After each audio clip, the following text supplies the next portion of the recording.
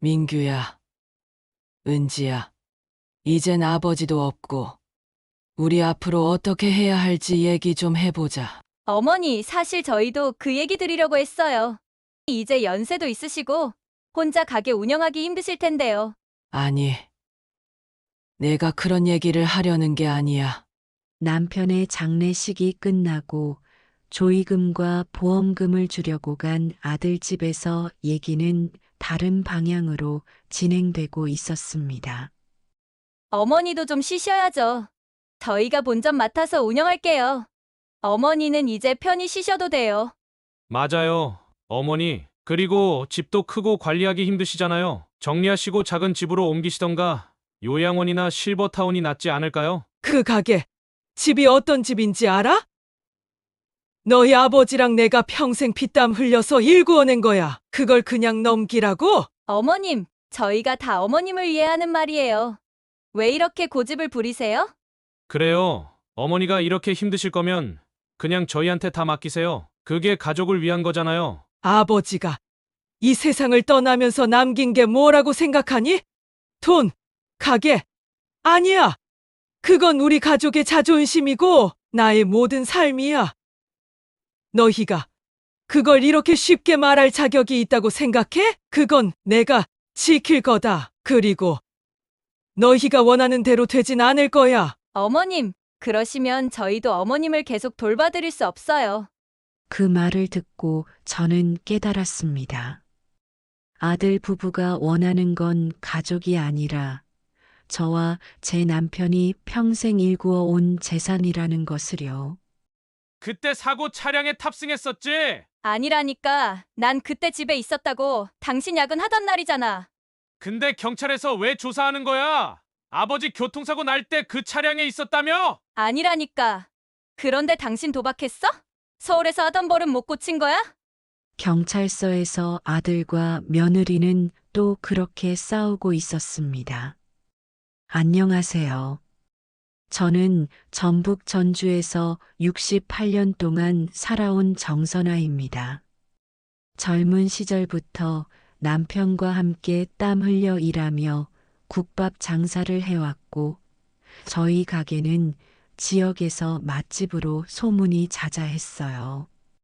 손님들이 가게를 꽉 채우고 뜨끈한 국밥 한 그릇을 맛있게 먹으며 웃음 짓는 모습을 보는 것이 제 삶의 보람이자 행복이었습니다.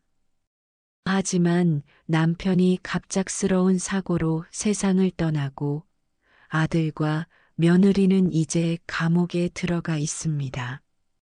젊어서 힘들게 키운 아들이 이제 인생의 꽃을 피울 나이에 이렇게 되니 제가 무슨 재미로 남은 인생을 살아가야 하는 생각이 들 때도 있습니다.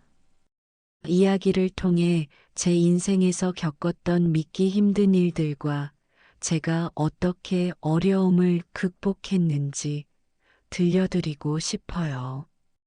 끝까지 들어주시고 따뜻한 응원의 댓글 부탁드립니다. 이번 이야기는 제가 남편의 장례식 이후 겪은 고통과 아들과 며느리에게 받은 상처, 그리고 끝내 통쾌한 복수로 제 인생을 되찾은 이야기를 들려드리려 합니다. 끝까지 들어주시고 여러분의 따뜻한 댓글로 위로와 조언을 부탁드립니다. 저와 남편은 40년을 함께한 동지 같은 관계였습니다. 전주는 저희 부부에게 삶의 터전이자 희망의 땅이었죠. 결혼 당시에는 가진 것이 아무것도 없었습니다. 방 한 칸짜리 셋방에서 시작해 국밥을 팔겠다는 목표 하나로 버텼습니다. 새벽마다 고된 하루가 이어졌습니다. 여름에는 장작불 앞에서 온몸에 땀이 흘렀고 겨울에는 얼어붙은 손으로 채소를 씻고 고기를 다듬어야 했습니다. 육수를 끓이는 일조차 쉬운 게 아니었습니다. 고기 삶는 시간, 불 조절, 채소의 신선도까지 모든 과정에서 세심함이 요구됐습니다. 가게를 처음 열었을 때는 하루에 손님이 10명도 채 되지 않았습니다. 가게 문을 닫고 눈물로 하루를 마감한 날도 많았습니다. 그러나 몇 년을 꾸준히 노력한 끝에 점차 단골 손님들이 생기기 시작했습니다. 국밥 맛에 감탄하며 다시 찾아오겠다는 손님들 덕분에 버틸 수 있었습니다. 그 후 저희 국밥집은 입소문을 타며 명절이면 고향에 내려오는 사람들이 일부러 들러 포장해 가는 곳이 되었습니다. 단골 손님들은 가게 문이 열리기 전부터 줄을 서 기다리곤 했습니다. 매출이 점점 늘어나자 남편과 저는 돈을 조금씩 모을 수 있었습니다. 가게 규모를 조금 키워 더 많은 손님을 맞이할 수 있게 되었고 자연스럽게 매출도 더 증가했습니다. 몇 년간 그렇게 성실히 모은 돈으로 작은 집을 마련할 수 있었습니다. 처음으로 내 집이 생겼다는 기쁨은 이루 말할 수 없었습니다. 집은 낡았지만 저희에게는 꿈이 이루어진 공간이었습니다. 그뿐만 아니라 가게 근처에 작은 상가를 사서 임대 수익을 얻을 수 있었습니다. 국밥집이 안정적인 매출을 올리는 동안 상가에서 나오는 수입은 또 다른 힘이 되어 주었죠. 저는 그 돈으로 자식들에게 교육을 시켰고 아들은 서울의 대학에 진학한 뒤 졸업 후 좋은 회사에 취직했습니다. 결혼도 서울에서 했습니다. 딸은 대학을 졸업한 후 전주에 남아 자신의 일을 시작했습니다. 저희 부부는 늘 가족을 최우선으로 생각하며 살아왔습니다. 우리 두 사람의 고생이 결국 아이들에게 더 나은 미래를 만들어줄 것이라는 믿음으로 하루하루를 버텼습니다. 그렇게 저희 가정은 조금씩 더 나아졌고 행복이 찾아왔다고 믿었습니다. 갈등의 시작은 아들의 결혼으로 시작되었습니다. 아들이 결혼하겠다고 했을 때 저는 한편으로는 기뻤지만 한편으로는 어떤 사람이 아들의 짝이 될지 걱정이 되기도 했습니다. 며느리가 될 사람은 아들보다 1살 어린 28살 나은지라는 아가씨로 처음 만났을 때 화려한 외모와 세련된 옷차림이 눈에 띄었습니다. 처음엔 세련되고 활달해 보이는 모습에 호감이 갔지만 이야기를 나누다 보니 마음 한편이 불편해졌습니다. 은지는 대화 도중 종종 거울을 꺼내 자신의 얼굴을 확인하거나 명품 브랜드나 고급 레스토랑에 대한 이야기를 계속했습니다. 부모님 앞에서도 말을 가려하지 않고 자신의 생활을 자랑하는 듯한 태도를 보였습니다. 예를 들어 저희와 대화하는 중간에도 서울에선 이런 음식 먹을 일이 없어서 신기하네요. 가벼운 농담을 했는데 그 말이 오히려 기분을 상하게 만들기도 했습니다. 또한 말투가 지나치게 가벼워 예의가 없다는 느낌을 받기도 했습니다. 저희를 처음 만났음에도 어머님, 아버님, 민규랑 결혼하면 저희도 부모님처럼 성공할 수 있겠죠? 웃어넘기는 말에 저는 불편함을 느꼈습니다. 마치 저희가 이제까지 이룬 것들을 자신의 당연한 미래로 여기는 듯한 태도였기 때문입니다. 남편과 은지가 돌아간 뒤 저는 남편에게 조심스럽게 물었습니다. 민규 여자친구 어딘가 너무 가볍지 않아? 민규랑 잘 맞을까? 우리가 살아온 방식과 생각이 너무 다르지 않을까 싶어. 남편은 저를 달래듯 말했습니다. 그래도 우리 아들이 선택한 사람이잖아. 처음부터 너무 깐깐하게 굴지 말고 좀 지켜보자고. 그 말에 저도 한 발 물러섰지만 마음속 불안감은 쉽게 가라앉지 않았습니다. 아들이 결혼을 준비할 당시 며느리 측에서 결혼식 규모와 비용 문제를 두고 요구를 해왔습니다. 며느리의 부모는 예식을 서울의 고급 호텔에서 진행하고 싶어 했고, 비용은 양가가 절반씩 부담하자는 의견이었습니다. 저희 부부는 국밥집 운영으로 겨우 모은 자금이 아들의 결혼 준비로 빠듯했지만 며느리 측의 요구를 들어줄 수밖에 없었습니다. 결혼식 후 며느리의 친척들은 제가 마련한 예단이 부족하다는 말을 하며 뒷말을 남기기도 했습니다. 결혼 후 아들과 며느리는 서울에서 살 집을 구해야 했습니다. 저희 부부는 이미 아들의 대학 학비와 생활비를 지원하며 상당한 금액을 부담한 상태였지만 아들은 부모에게 또다시 도움을 요청했습니다. 며느리 역시 신혼집이 작으면 친구들에게 창피하다는 말을 하며 더 큰 집을 요구했습니다. 결국 저희는 노후자금 일부를 헐어 아들 부부의 보증금을 마련해 줬습니다. 하지만 이때부터 며느리는 부모의 지원을 당연시하는 태도를 보이기 시작했습니다. 아들과 며느리가 결혼한 뒤 몇 달 동안은 자주 연락이 왔습니다. 가끔씩 잘 지낸다는 말과 함께 서울에서의 생활 이야기를 전해 들을 수 있었죠. 아들은 며느리가 어머니 음식이 그립다고 했어요 라는 말로 웃음을 주기도 했습니다.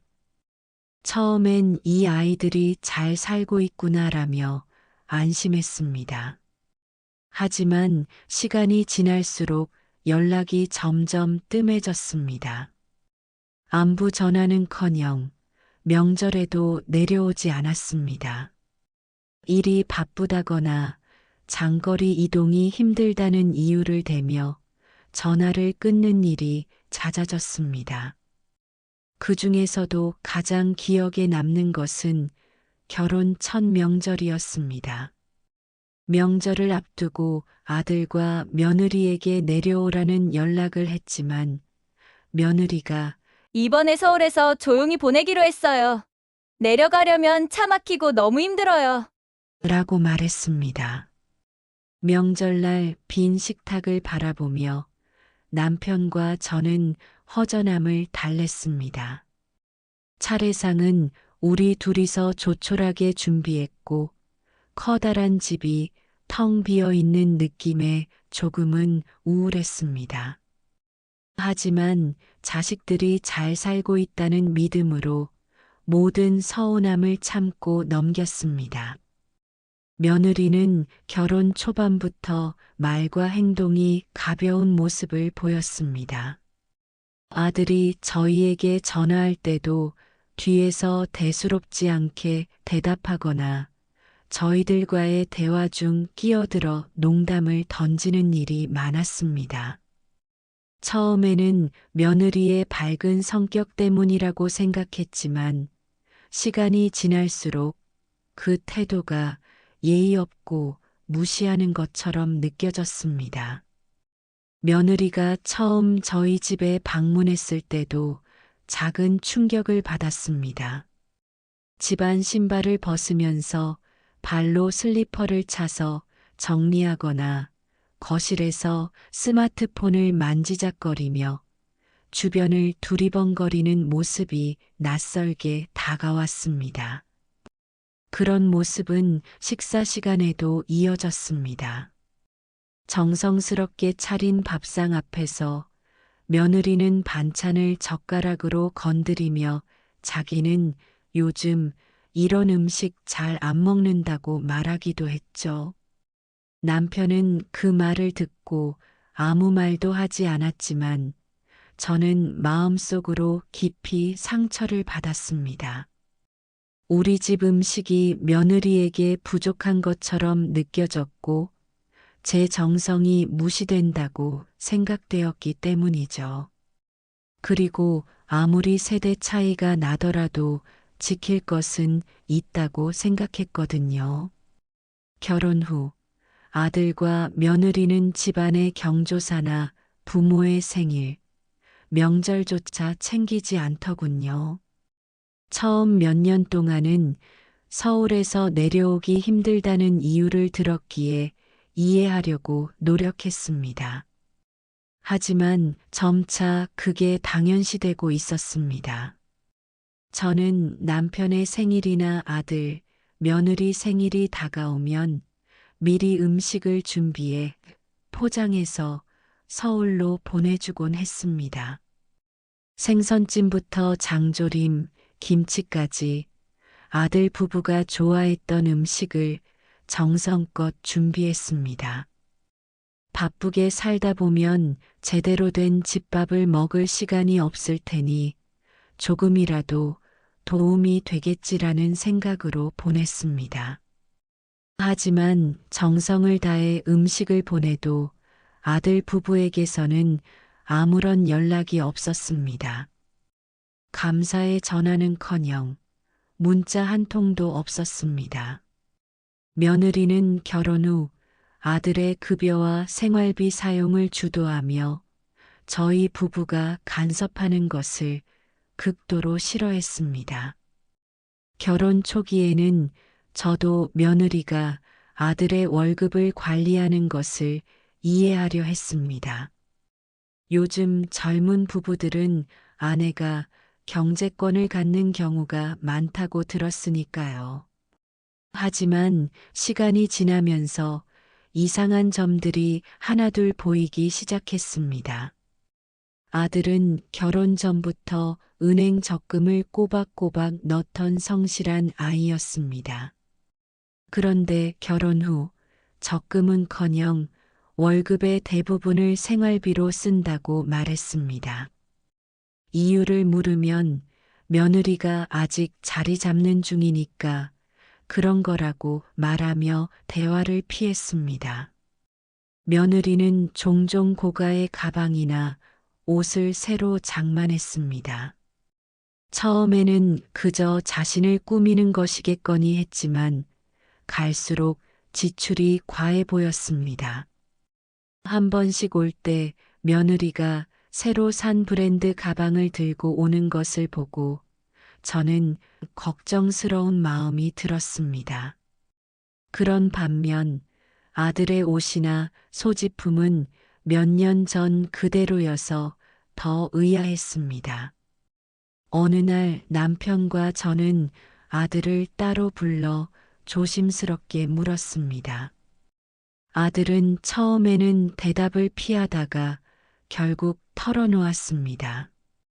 며느리가 아들의 월급 대부분을 관리하며 자신은 용돈을 겨우 받고 있다는 사실을 알게 되었습니다. 더 충격적이었던 것은 며느리가 신용카드를 자주 사용하면서도 카드 대금이 부족할 때마다 아들의 이름으로 새 카드를 발급받아 갚아온 것이었습니다. 아들에게 돈 관리를 다시 해보라고 조언했지만 아들은 며느리의 기분을 상하게 할까봐 말을 꺼내지 못하겠다고 했습니다. 남편은 화를 참지 못하고 며느리에게 직접 따져야 한다고 주장했지만 저는 상황을 더 악화시키고 싶지 않아 아들의 의견을 존중하기로 했습니다. 며칠 후 저는 며느리에게 조심스럽게 이야기를 꺼냈습니다. 저는 그저 아들이 조금 더 경제적으로 안정된 상태로 살았으면 좋겠다는 뜻에서 말했지만 며느리는 즉시 반발했습니다. 어머님, 저희 가정, 경제를 왜 그렇게 참견하세요? 요즘 젊은 부부들은 각자의 방식으로 살아요. 어머님은 저희 방식을 이해하지 못하시네요. 며느리 말투는 마치 제가 고리타분한 사람처럼 느껴지게 했습니다. 결국 그 대화는 감정적인 충돌로 끝났고, 이후 며느리는 더 이상 저와 경제 이야기를 나누려 하지 않았습니다. 며느리와 아들은 점점 제게 자신들의 상황을 숨기려 했고, 저는 며느리의 소비 습관이 과연 가정을 위한 것인지 점점 의심하게 되었습니다. 결혼 초기, 저와 남편은 아들 부부가 손자를 빨리 가지기를 바랐습니다. 나이 들어 손자를 보고 돌봐줄 수 있는 시간이 많지 않을 거라는 생각 때문이었습니다. 저는 이 문제를 직접적으로 이야기하지 않으려 했지만 남편은 가끔 가족 모임에서 이제 손자를 볼 때가 되지 않았나? 말을 했습니다. 그럴 때마다 며느리는 표정이 굳어졌습니다. 요즘은 일하면서 아이 키우는 게 너무 힘들다고 며느리는 직장 생활에 집중하고 싶다는 뜻을 분명히 했습니다. 남편은 아들에게 따로 이제 가정을 완전히 꾸려야 하지 않겠느냐고 조언했지만 아들은 며느리의 뜻을 따르겠다고 말했습니다. 저는 두 사람의 결정을 존중하려 했지만 며느리는 이 문제를 제게 쏘아붙이며 불만을 드러냈습니다. 어머님은 시대가 바뀌었다는 걸 모르시네요. 아이를 낳고 기르는 게 얼마나 힘든데요. 저희 방식대로 살게 그냥 내버려 두세요. 며느리의 말투에는 저희를 가르치려는 듯한 태도가 담겨 있었고, 저는 속으로 억울한 마음이 들었습니다. 그 이후로 며느리는 저희와의 대화에서 아이 이야기가 나올 때마다 불편한 기색을 감추지 않았습니다. 시간이 지나면서 저는 손자를 보겠다는 기대를 접어야만 했습니다. 저희 부부는 어렵게 쌓아 올린 가정과 가게를 소중히 여기며 살아가고 있었습니다. 그 가게와 함께한 시간은 곧 저희 부부의 인생이었고 앞으로의 노후도 여기서 보낼 것이라 믿고 있었습니다. 그런데 예상치 못한 일이 벌어졌습니다. 서울에서 결혼 생활을 시작한 아들과 며느리가 갑작스럽게 전주로 내려오겠다는 연락을 해온 것입니다. 아들은 서울에서의 생활이 너무 힘들다며 직장을 그만두겠다는 뜻을 전해왔습니다. 며느리도 회사 일이 고되고 스트레스가 많다며 전주로 내려와 부모님 가까이에서 새 출발을 하겠다고 했습니다. 이 소식을 들었을 때 저는 속으로 걱정이 됐습니다. 아들과 며느리가 각자의 자리에서 잘 정착하기를 바랐기에 전주로 내려오겠다는 결정을 받아들이기가 쉽지 않았습니다. 하지만 사정을 이해하지 않을 수 없었습니다. 젊은 부부가 새로운 환경에서 적응하는 게 쉽지 않을 것이라는 생각도 들었고, 부모로서 도와줄 수 있는 만큼은 도와야겠다고 결심했습니다. 저는 두 사람이 전주에서 함께 지내며 서로 의지하면 더 나은 방향으로 갈 수 있으리라 믿었습니다. 아들은 서울에서 쌓은 경력을 살려 새로운 일을 시작하겠다고 다짐하며 내려왔지만 막상 전주 생활은 처음부터 삐걱거렸습니다. 며느리와 함께 이사 온 집의 정리를 도와주면서 저는 둘 사이에 긴장감이 느껴졌습니다. 서울에서 지쳤던 감정이 여전히 남아있는 듯 했습니다. 아들은 전주에서도 한동안 일을 구하지 못했고, 며느리도 마음에 맞는 직장을 찾지 못했습니다. 그러는 사이 둘은 집에만 있는 시간이 많아졌고, 사소한 문제로 부딪히는 일이 늘었습니다. 이런 상황 속에서 며느리는 저희 가게를 자주 방문하기 시작했습니다. 처음에는 단순히 돕겠다는 의도인 줄 알았지만 점차 며느리가 저희 가게에 관여하려는 모습이 보였습니다. 저와 남편도 아들이 내려올 때 가게를 물려주려고 생각했기에 한편으로는 잘 되었다는 얘기를 했으니까요. 근데 점점 그 정도가 도를 넘기 시작했습니다. 저희 국밥집은 장작불로 육수를 끓이며 깊고 진한 맛을 내는 전통 방식을 고수해 왔습니다.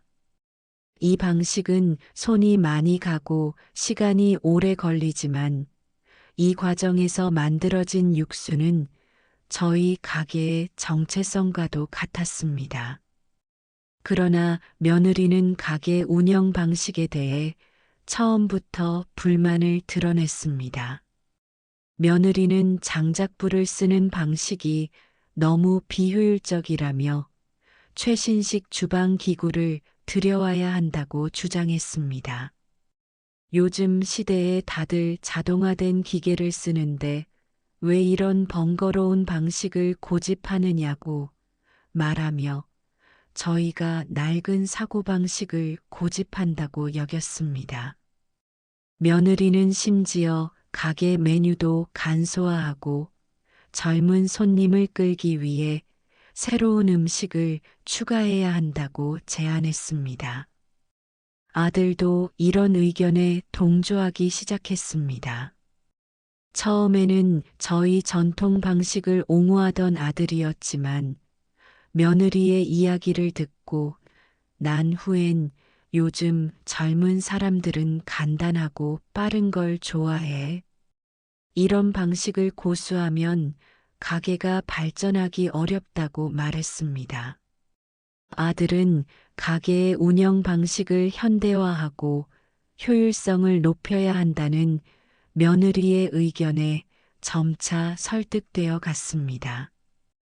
장작불로 육수를 끓이는 데 들어가는 시간과 비용을 문제 삼으며 이 방법이 가게 확장을 가로막는 장애물이라고 생각했습니다. 이 과정에서 저는 아들에게 가게 운영의 핵심은 단순히 돈이나 효율이 아니라 손님들에게 전달되는 정성과 맛이라는 점을 강조했습니다. 그러나 아들은 맛도 중요하지만 시대에 맞게 변화하지 않으면 경쟁에서 뒤처질 수밖에 없다며 저희의 의견을 무시했습니다. 며느리와 아들이 합세해 저희 부부를 설득하려는 모습은 저를 더욱 힘들게 했습니다. 저는 이 가게가 단순한 사업장이 아니라 남편과 제가 젊은 시절부터 쌓아온 인생 그 자체라고 생각했기 때문입니다. 그러나 며느리와 아들은 저희 부부가 가게를 단순히 감정적으로만 대한다고 여겼습니다. 결국 며느리는 본점의 전통 방식을 바꾸는데 실패하자 전주 시내 중심지에 새로운 분점을 열겠다고 제안했습니다. 며느리의 계획은 현대식 주방 기구를 도입하고 인테리어를 젊은 감각으로 꾸며 새로운 세대를 겨냥한 가게를 만드는 것이었습니다. 기존의 가게와는 전혀 다른 방향으로 현대적인 감각을 강조한 공간에서 손님들의 발길을 붙잡겠다는 의도였습니다. 처음에 저는 이 제안을 받아들이기가 어려웠습니다. 본점 운영만으로도 벅찬 상황에서 새로운 분점을 내는 것은 저희 가족의 경제에 큰 부담을 줄 것이 뻔했기 때문입니다. 게다가 저희 부부는 평생 전통 방식으로 가게를 운영해 왔기에 그 방식이 아닌 다른 스타일의 가게를 낸다는 것이 낯설고 두려웠습니다. 하지만 며느리는 간절했습니다.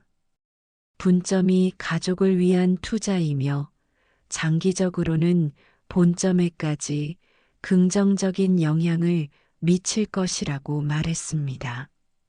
며느리는 계획서를 준비해 구체적인 운영 방안을 설명하며 저희 부부를 설득하려 했습니다. 이제는 젊은 세대의 입맛과 눈높이에 맞춰야 한다는 며느리의 주장에 아들 역시 힘을 보탰습니다. 아들은 부모님의 방식도 훌륭하지만 세상이 변하고 있다고 강조했습니다. 아들은 며느리의 계획이 단순한 욕심이 아니라 가족의 미래를 위한 결정이라고 설득했습니다.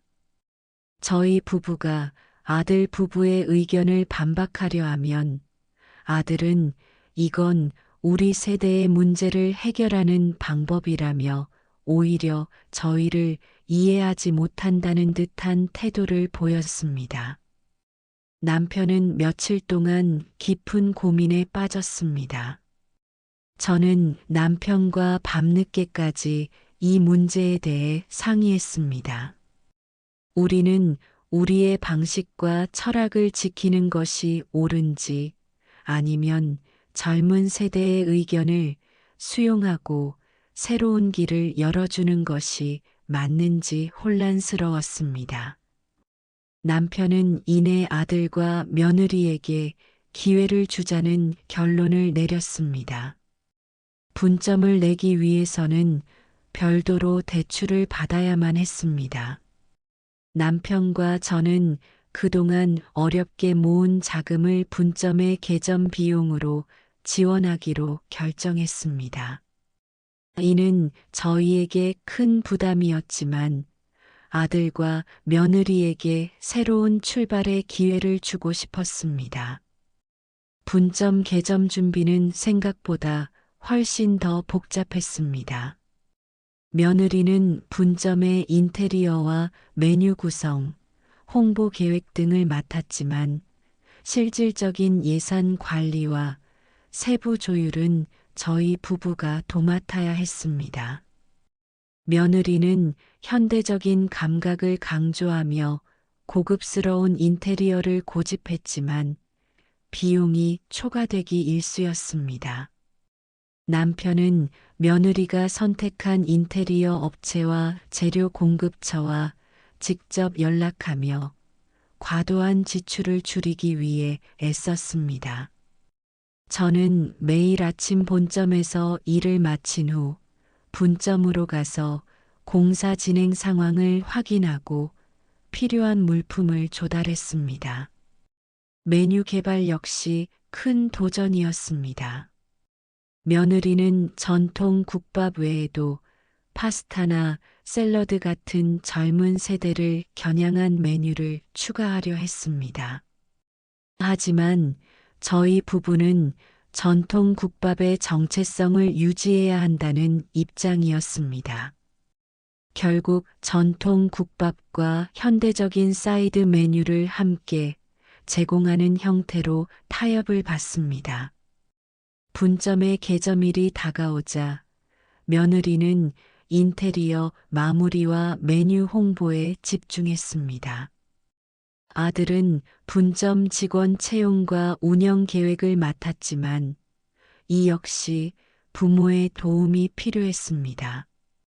직원 교육과 초기 재료 수급은 본점에서 지원해야 했습니다. 분점은 개점 초기에 비교적 순조로운 출발을 보였습니다. 며느리가 적극적으로 소셜 미디어를 활용하며 홍보를 했고 개점 첫날에는 많은 손님들이 몰렸습니다. 저희는 성공적인 출발에 안도하며 분점이 아들과 며느리에게 독립적인 기반이 될 것이라 기대했습니다. 하지만 분점의 문제는 개점 한 달도 채 되지 않아 표면으로 드러나기 시작했습니다. 첫 번째 문제는 운영 시간의 불규칙함이었습니다. 며느리는 가게 문을 정해진 시간에 열지 않았고 점심시간 이후에는 직원들에게만 맡긴 채 가게를 떠나는 일이 많았습니다. 아들 역시 본점에서 배운 기본적인 운영 방식을 제대로 적용하지 못했습니다. 재료 관리와 직원 배치를 제대로 하지 않아 손님들이 불편함을 느끼는 경우가 잦아졌습니다. 가게의 주방과 홀 직원들은 혼란스러운 상황 속에서 불만을 터뜨렸습니다. 매출은 개점 첫 달 이후 급격히 줄어들기 시작했습니다. 며느리는 초기 투자 단계에서 생길 수 있는 일이라며 대수롭지 않게 여겼지만 분점의 적자는 본점의 수익을 잠식하는 결과를 초래했습니다. 남편은 본점에서 힘들게 번 돈이 분점의 손실을 메우는 데 쓰이는 현실에 크게 상심했습니다. 저는 남편을 다독이며 분점이 자리 잡을 때까지 기다리자고 설득했지만 마음 한구석에는 큰 불안감이 자리 잡았습니다. 분점이 개점한 지 6개월이 지났을 무렵 문제는 더 이상 덮어둘 수 없을 정도로 심각해졌습니다. 매출은 매달 하락했고 손님들의 불만은 쌓여갔습니다. 본점에서 보내는 지원금은 분점의 적자를 메우는 데 쓰였고 그 부담은 고스란히 저희 부부에게 돌아왔습니다. 남편은 매일같이 본점과 분점을 오가며 문제를 해결하려 했습니다. 남편이 아들에게 재료 관리와 손님 응대의 중요성을 강조했지만 아들은 열심히 하고 있다며 문제를 인정하려 하지 않았습니다. 며느리 역시 매출 감소를 손님 탓으로 돌리며 본점과의 비교를 꺼렸습니다. 분점 운영에 대한 며느리와 아들의 무책임한 태도는 점점 갈등을 키워갔습니다. 남편과 저는 몇 번이고 둘에게 가게 운영 방식을 제대로 배우라고 조언했지만 변명으로 일관했습니다. 아들은 요즘 장사가 다 어렵다며 상황을 합리화했고 며느리는 본점이 더 도와줬으면 한다는 태도를 보였습니다.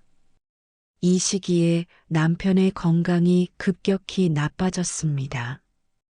본점에서 늦은 시간까지 일한 뒤 분점까지 챙기는 일이 반복되면서 남편은 지쳐갔습니다.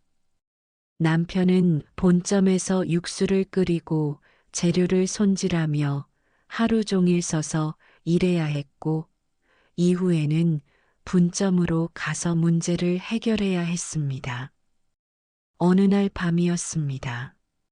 남편과 저는 본점에서 늦게까지 장작불로 육수를 끓이고 나서 집으로 돌아가는 길이었습니다. 이 과정은 저희 가게 운영의 핵심이었기에 남편은 늘 이 일을 직접 챙겼습니다. 그날도 남편은 땀을 뻘뻘 흘리며 장작불 앞에서 육수를 끓이고 다음 날의 준비를 마쳤습니다. 집으로 돌아가던 중 뒤에서 빠르게 달려오는 차량 한 대가 있었습니다. 남편은 무거운 재료 상자를 들고 있던 탓에 미처 피하지 못했고 저는 길 옆으로 간신히 몸을 피할 수 있었습니다. 그 차량은 남편을 들이받고 그대로 도주했습니다. 남편이 병원으로 실려간 날부터 저의 삶은 완전히 달라졌습니다. 남편은 허리와 다리뼈가 심하게 부러졌고 장기 손상까지 입어 수술과 집중 치료가 필요했습니다. 그때부터 병원비와 생계를 동시에 책임져야 하는 상황에 놓였죠. 아들과 며느리는 처음에는 병원에 와서 상황을 지켜보았습니다. 아들 부부는 의사가 남편의 상태를 설명할 때 고개를 끄덕이며 심각한 표정을 짓기도 했습니다. 그러나 며칠이 지나자 보이지 않기 시작했습니다. 처음에는 아들이 병문안을 자주 왔습니다. 병원에 와서 남편의 손을 잡으며 아버지의 쾌유를 기원했습니다. 며느리도 몇 번 같이 왔지만 병실에서 내내 휴대폰만 들여다보고 있었습니다. 남편이 힘겹게 말을 걸어도 며느리는 건성으로 대답하거나 대화를 피하려는 태도를 보였습니다. 한 달쯤 지나자 아들과 며느리의 방문은 점점 뜸해졌습니다.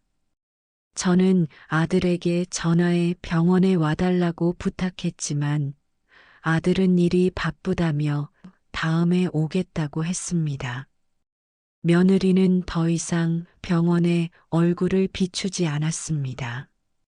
그녀는 병원에 가도 제가 할 일이 없지 않냐며 핑계를 댔습니다.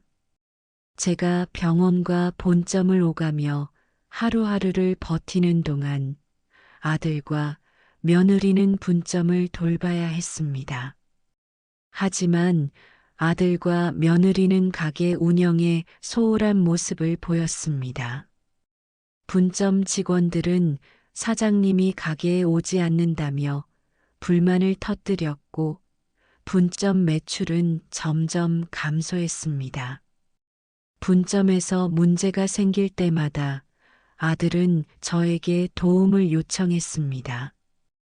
어머니가 잠깐 분점을 돌봐주시면 안 되겠냐며 무리한 부탁을 했습니다. 남편의 병간호와 본점 운영을 동시에 해야 하는 저에게 분점까지 챙기라는 요구는 너무나 가혹했습니다. 아들은 분점에서 벌어지는 문제를 본점의 재정으로 해결하려 했습니다. 가게 운영 자금을 본점에서 지원받아야 한다며 저를 설득하려 했고, 저는 남편 병간호로 인해 본점 운영을 아들에게 맡겨놓았기 때문에 어쩔 수 없이 요청을 들어주었습니다.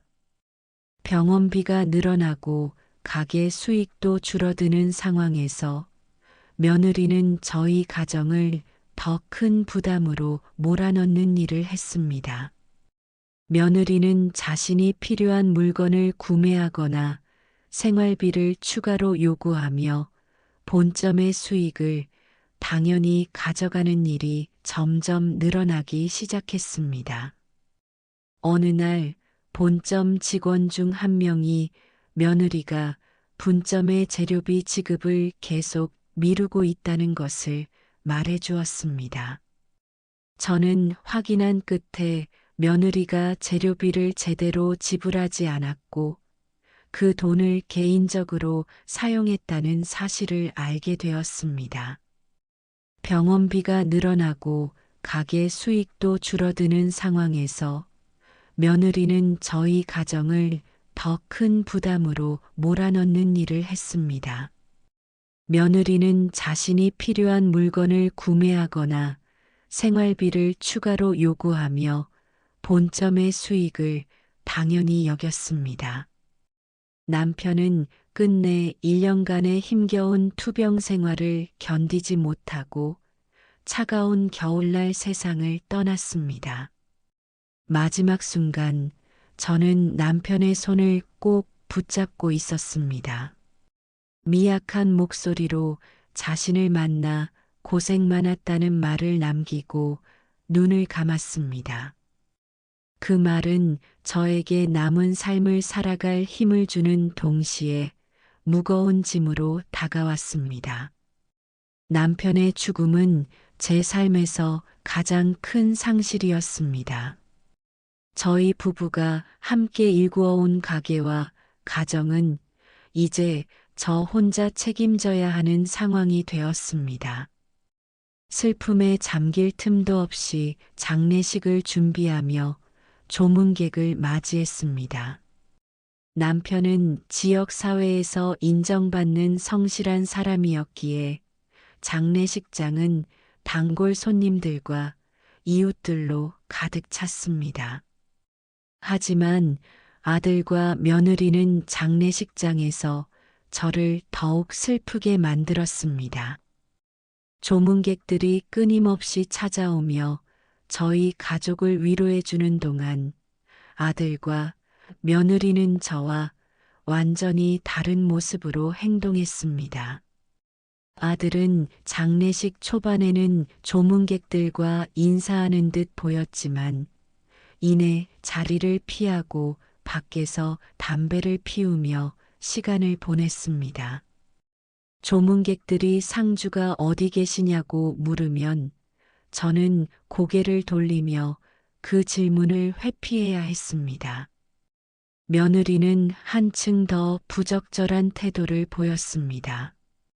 상복을 입고 있었지만 조문객들 사이에서 휴대폰을 보며 웃음을 터뜨리기까지 했습니다.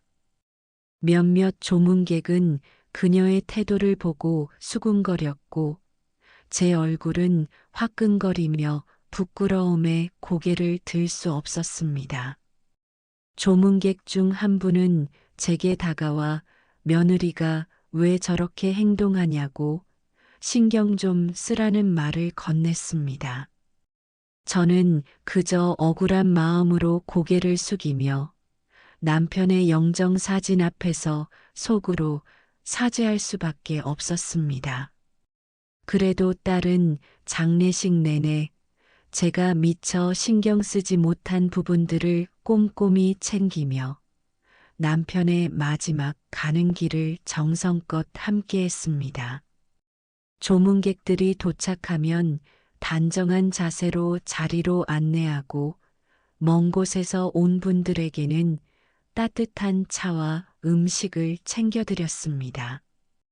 특히 연로한 친척분들이 찾아왔을 때 딸은 몸이 불편한 분들을 부축하며 한 분 한 분 세심하게 돌봤습니다.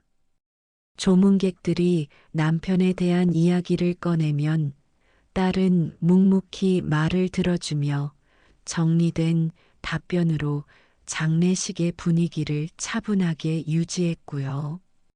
딸은 제 곁에서 묵묵히 힘이 되어 주었습니다.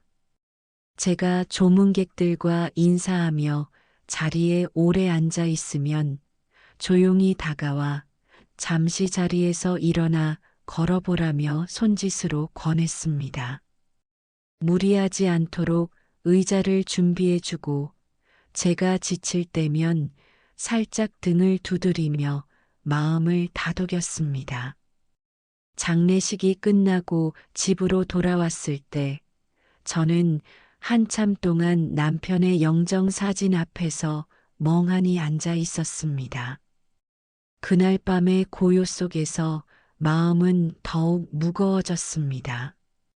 그때 딸이 조용히 다가와 제 옆에 앉아 있었습니다. 긴 말 없이 그저 곁에서 조용히 있어 주었고 제 손을 잡고 무거운 마음을 내려놓을 수 있도록 시간이 필요할 때까지 기다려 주었습니다. 한참 동안의 침묵 속에서 저는 오랜만에 따뜻한 위안을 느꼈습니다. 장례식을 마친 뒤 저는 남편의 조의금과 보험금을 정리하고 앞으로의 가게 운영 방향을 상의하기 위해 아들 집을 찾아갔습니다. 아들의 집에 도착했을 때 며느리가 문을 열었습니다. 그녀는 별다른 감정 없이 저를 맞이했고 거실로 들어가자 아들은 소파에 앉아 있었습니다. 분위기는 다소 무겁게 느껴졌지만 저는 마음을 다잡고 대화를 시작하려 했습니다. 제가 이야기를 꺼내기도 전에 며느리가 먼저 말을 꺼냈습니다. 그녀는 다소 단호한 어조로 저를 염려하는 듯한 표정으로 말을 이어갔습니다. 며느리는 제게 어머니, 이제 혼자 사시는 게 쉽지 않으실 것 같아요. 집에 대한 이야기를 시작했습니다. 이어서 저희 집으로 오셔서 같이 사시는 건 어떨까요? 라는 제안을 했습니다. 순간적으로 저는 그저 가족으로서의 배려로 받아들이려 했습니다. 그러나 이어지는 말에서 진짜 의도를 알 수 있었습니다. 며느리는 저희가 본점을 넘겨받아서 운영하고 어머니는 저희와 함께 지내시면 좋을 것 같아요. 그 제안을 본점 운영권과 연관지었습니다. 아들은 며느리의 의견에 동조하며 이제 저희도 아이를 가질 계획인데 어머니가 가까이 계시면 서로 의지할 수 있을 거예요. 말했습니다. 이 말을 듣는 순간 저는 정말 저를 가족으로 받아들이고 함께 살고 싶어서 이런 제안을 한 것인지 의심이 들었습니다. 며느리의 태도와 어조에서는 배려보다는 계산이 느껴졌기 때문입니다. 저는 곧바로 결정을 내렸습니다. 남편과 함께 지내던 집에서 남은 삶을 보내겠다고 마음먹었기 때문입니다. 제가 어렵게 일구어온 삶의 터전에서 떠난다는 것은 남편과의 추억을 모두 포기하는 일과 같았습니다. 하지만 그 자리에서 직접적으로 대답하지 않고 대신 제 입장을 단호히 밝혔습니다. 저는 가게와 집 모두 제가 지킬 것이라고 말했습니다. 아들 부부의 제안을 거절하면서도 마음속에서는 복잡한 감정이 밀려왔습니다. 아들과 며느리가 함께 살자는 말을 하는 순간에도 진정한 가족으로서의 정이 아니라 재산 문제와 관련된 이기적인 의도가 숨어 있다는 것을 느낄 수 있었습니다. 며느리는 제가 제안을 받아들이지 않자 불만스러운 표정을 지었습니다. 어머님도 이제 연로하셨는데 저희가 옆에서 돌봐드리면 더 편하지 않아요? 라며 다시 설득하려 했습니다.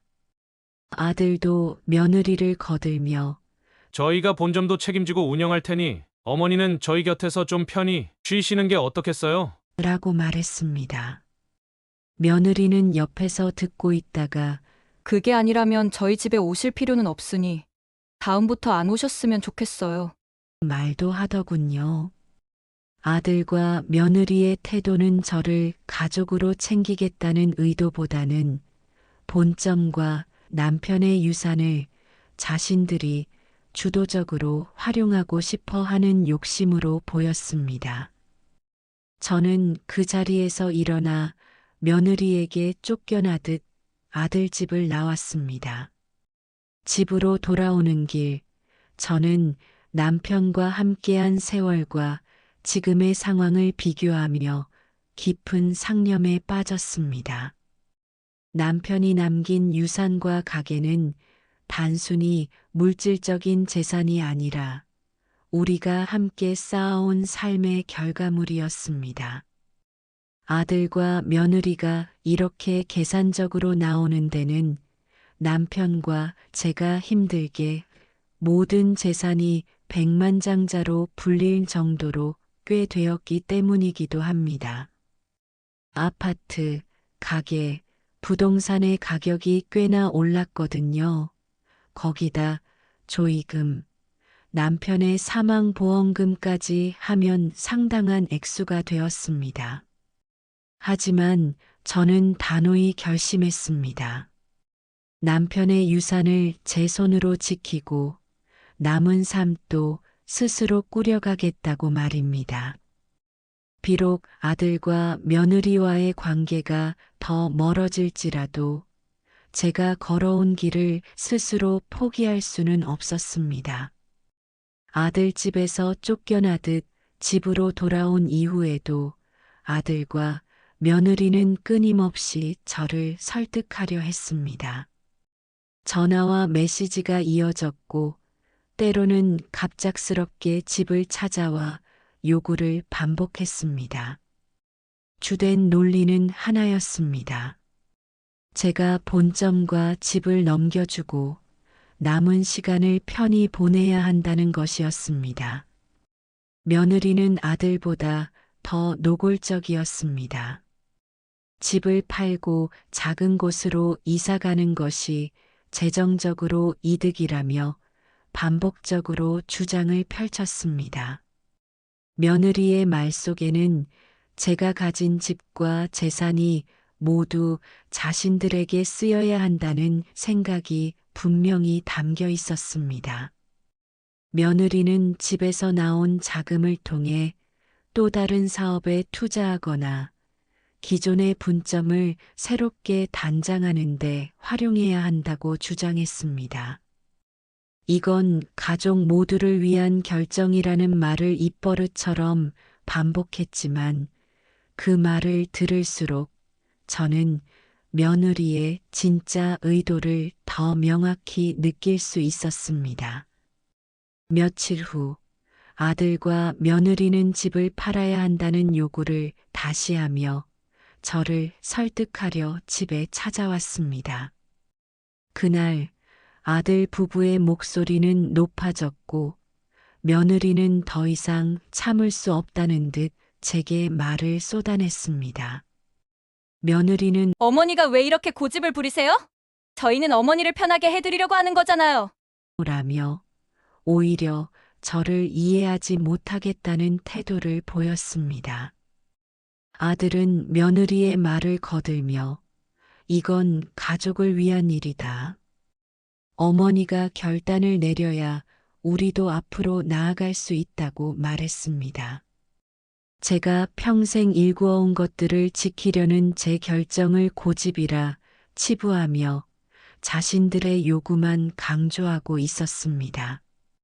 이 대화는 결국 갈등의 폭발로 이어졌습니다. 저는 단호히 말했습니다. 가게와 집은 제 것이며 내가 직접 지킬 것이라고요. 아들과 며느리가 집을 떠난 이후에도 마음은 여전히 편치 않았습니다. 다시 찾아와 요구를 반복할 것이라는 불안감이 머릿속을 떠나지 않았기 때문입니다. 그런 와중에 우연히 며느리의 행동에 대한 의심을 품게 되는 일이 벌어졌습니다. 어느 날 시장에서 장을 보다가 우연히 며느리가 다른 남자와 함께 있는 모습을 보게 되었습니다. 며느리는 젊고 단정하게 차려입은 남성과 다정하게 이야기를 나누며 웃고 있었습니다. 처음에는 우연히 만난 지인일 거라고 생각했지만 둘의 태도는 그 이상이라는 것을 알 수 있었습니다. 남자는 며느리의 어깨를 자연스럽게 감싸며 마치 오랜 연인처럼 행동했습니다. 저는 순간적으로 뒤를 따라가야겠다는 생각이 들었습니다. 둘은 시장 근처의 카페로 들어갔고 저는 카페 입구에서 한참 동안 망설이다 결국 집으로 돌아왔습니다. 그날 밤 며느리의 행동이 마음에 걸려 잠을 이룰 수 없었습니다. 단순한 만남일 수도 있지만 이상하리만치 친밀한 태도는 단순히 지인 관계라고 보기엔 이상했습니다. 저는 며느리에 대한 의혹이 점점 커져갔습니다. 며칠 후 의심을 해소하기 위해 심부름 센터를 통해 며느리의 행동을 확인하기로 결심했습니다.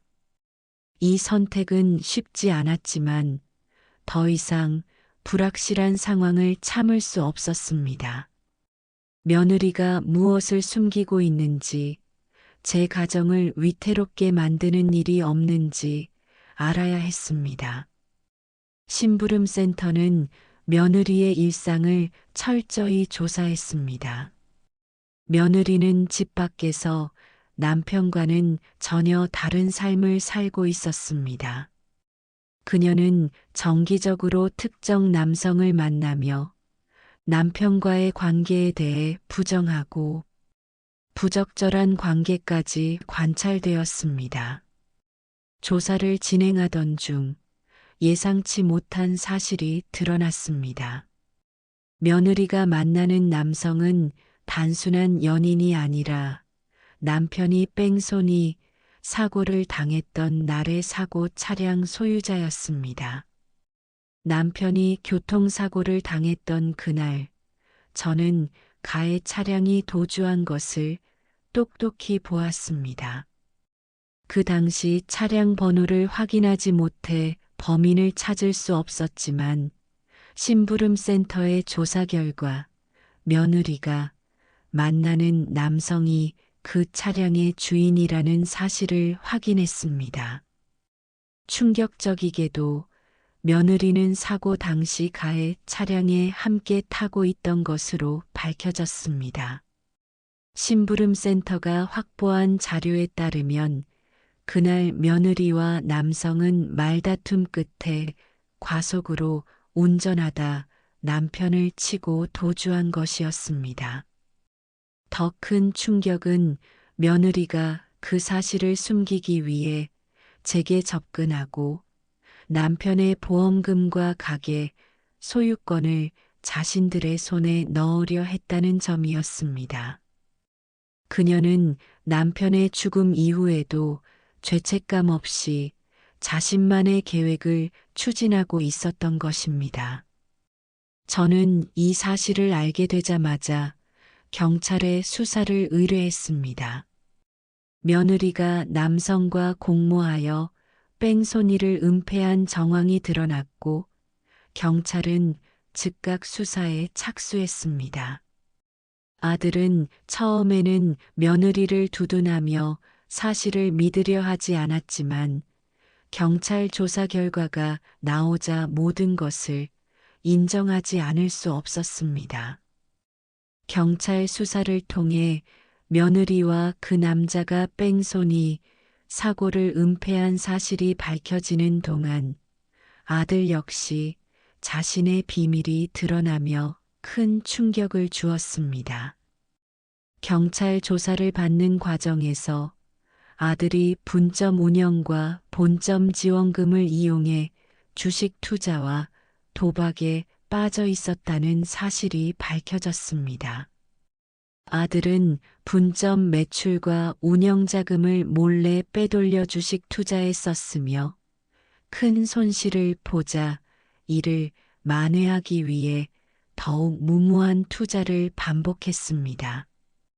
결국 주식에서 발생한 빚은 감당할 수 없을 정도로 불어나게 되었고 아들은 마지막으로 도박을 통해 상황을 만회하려 했습니다.